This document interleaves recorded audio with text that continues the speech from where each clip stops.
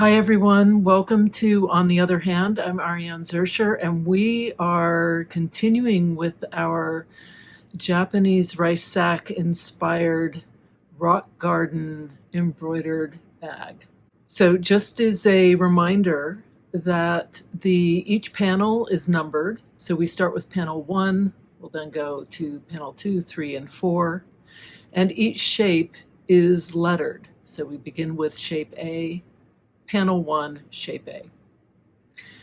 Because I was taping these videos as I was designing, I begin each shape at a different starting point. So there will be some shapes where I've already done some embellishing. Anything I do, there will be a video. So for instance, one of the shapes, I begin with a bouillon rose, and I don't show me doing the bouillon rose. I've made a video of a bouillon rose, and you can watch that. As you go through the instruction booklet, there are hyperlinks throughout, all the different things that every single stitch that I use has a video attached. And if there isn't a video that I've done an in-depth video on, then it's going to be within the lesson for that shape. This time I decided to do a lesson for every shape. So there are a total of 14 lessons, which doesn't include the teaser video that I made, which I've posted for the general public. The rest of these videos are only for those of you who have purchased the design. So let's go ahead and get started. As always, these are on YouTube. Even though they're unlisted, it would be great if you could like the video. It helps me in my general YouTube rankings. And of course, I love hearing from you. You can leave me comments here. You can leave me comments on Patreon if you're there, or you can leave me comments in the Facebook group, which I will have created for this project. I hope that covers everything. Let's keep going with lesson number 2 and shape A. And I'm thinking I'm going to do something a little radical here. First, I think I'm going to draw a circle. So this is a 1 1/4 inch circle. I'm going to draw a chalk line around the 1 1/4 circle. And now I'm going to cut this out, being careful not to cut the linen underneath. So, okay, here we go.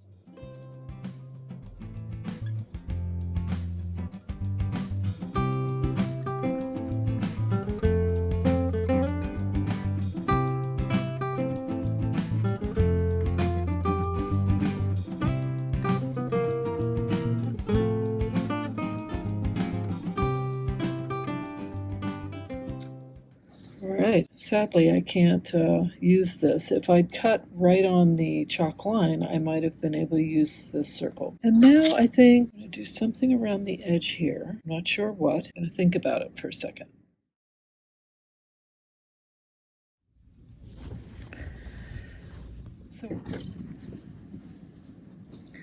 Alright, I'm using the lavender, silk and pearl, and a 24 chenille, and I am going around the edge of this cut circle about 1/8 of an inch or so. I'm going through all the layers, or as is in this case, at least through this layer, if not all of them. Now when I get to just the green, I'm going to go through the wool and the green. The point is, I want this wool adhered to the fabric beneath it. I'm going to use my silken pearl pond scum and a number 3 Milners. And I'm going to come over here and do a smaller X here.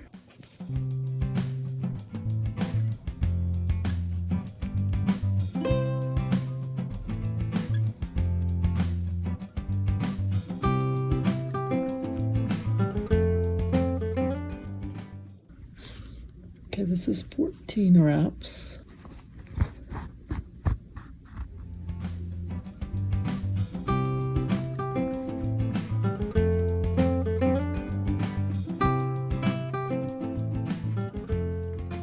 So that's 16 wraps. Okay, And then I'm going to do one more in my olive branch Aurora. I'm going to use a number 1 Milner's for this. Sometimes when I have trouble threading, I fold it over the needle like this and try to thread it that way. It often makes it easier. A quilter's knot can also be difficult with the Aurora because there is so much pile to it. So if it's really hard, don't bother. Just make a little knot, at the end. All right, and now I'm going to do one more here. 8 wraps.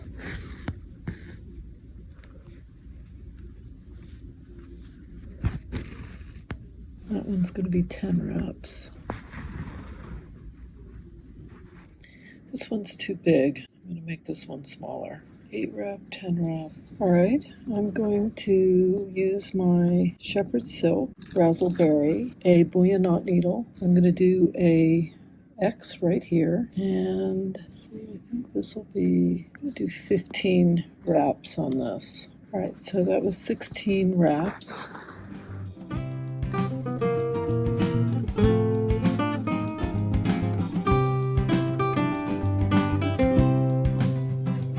This is 17. Using the shepherd's silk razzleberry, I'm going to do a couple of colonial knots, a kind of cluster right here. And then I think I'm going to scatter a couple. So maybe do one here, maybe do another one over here. I'm going to do the same with all of these threads. So here's my pond scum, and I'll do some French knots.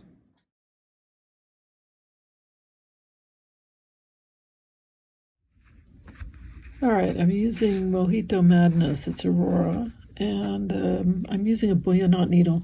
The bullion knot needle is interchangeable with a number 3 Milner's or even a number 1 Milner's. It'll take a 8 weight, 5 weight. It's got an elongated eye, as you can see, as opposed to the Milner's, and it's a little longer. So for tendrils, it's not much longer, but it does give you just a little bit more. Okay, so I did a little cluster of Mojito Madness Aurora here, French knots, and then I was going to do some French knots, and I ended up doing some 8 wrap bullion knots in the Aurora, just 3 little clusters of 3 each. And I'm going to move on because I might add to this, I'm not sure, but for right now, I'm going to leave it alone.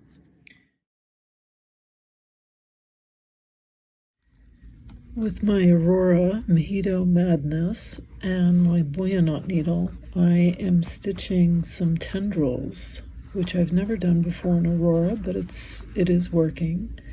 I'm doing 3 between 30 and 40 wraps. This is 30 wraps, this is 40, this one's going to be 40 as well.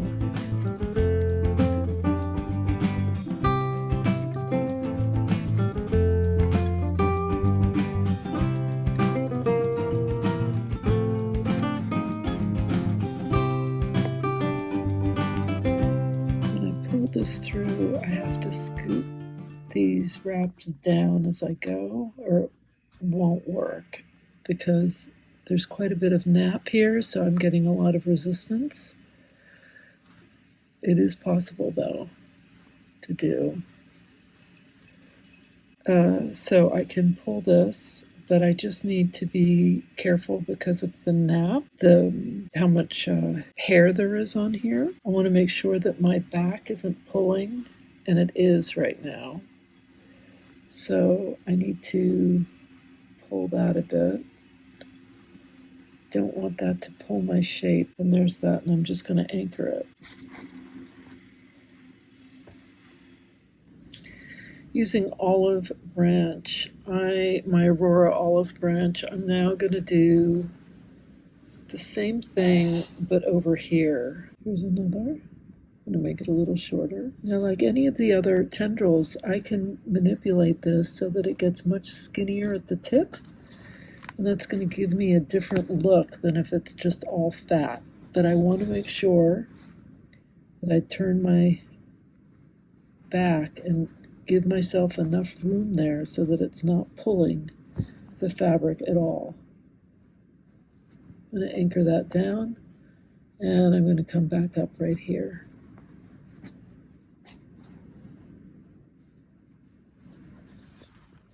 I'll do one more, and it's going to go here.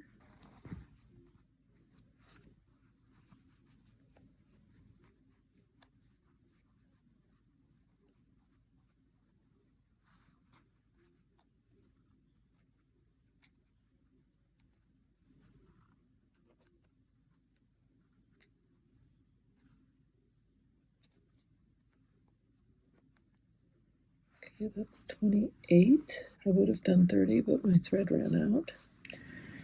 I'm using my silken pearl camouflage, and I'm doing some random, I'm doing between 8 and 12 wraps on these bouillons for all the threads.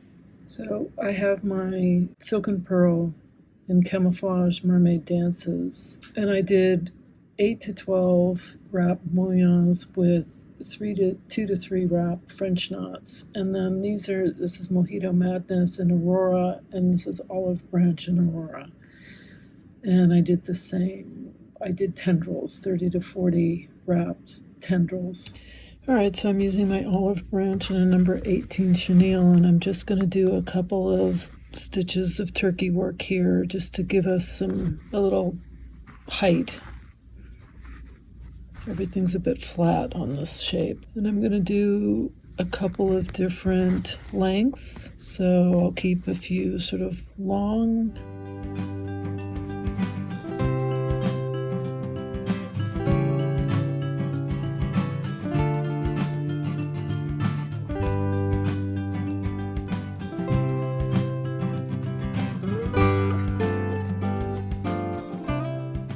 And I think I'll just do that. I don't think I'm going to do much here. All right, so that's good. I think I'm going to do just some more, but I'm going to keep them smaller. You can see where I took the blanket stitch away here, and I had done that whole ladder stitch that I then wove that ribbon, and I took all that out. I had ribbon roses that I'd added here, and I took all that out. But here is the final one, and I did tiny little tufts of turkey work around there and then allowed it to get a little bit longer and kind of uneven. So there's some short and there's some long. And here are my bouillonnats and the mermaid dances. This circle kind of went over a period of time. I kind of worked on it, and then I started working on the shape B, which we're going to work on tomorrow, and I worked on shape C over here, which we'll work on the next day. And then I kept coming back to it, and I knew it just wasn't right. And sometimes that's just how it is. This one was more problematic for me than any of the others, and it was the first one. So I think, sometimes that happens. I was just kind of getting my feet wet and trying to figure out what I was doing and getting inspired by different rock gardens that I was looking at, photographs and things. Anyway, so there it is. There's our first shape, and tomorrow we're going to start working on shape B, which is just above it and a little bit to the left. Don't forget to hit that like button and click on the subscribe button if you haven't already. Talk to me. I love hearing from you. And until next time, here's to stitching together.